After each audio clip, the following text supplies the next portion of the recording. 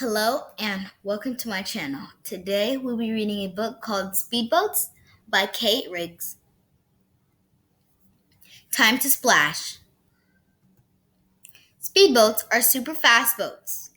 They race on rivers, lakes, and oceans. Some speedboats have closed tops. Other speedboats have open tops. Most speedboats are pointed in front. Speedboats that look like airplanes are called hydroplanes. Small hydroplanes hold one person. 4 or 5 people can ride in bigger go-fast boats. Big go-fast boats have 2 or more engines.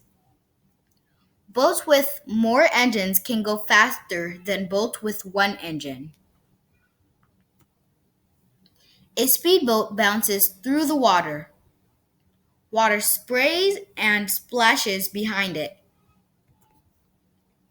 Go speedboat go.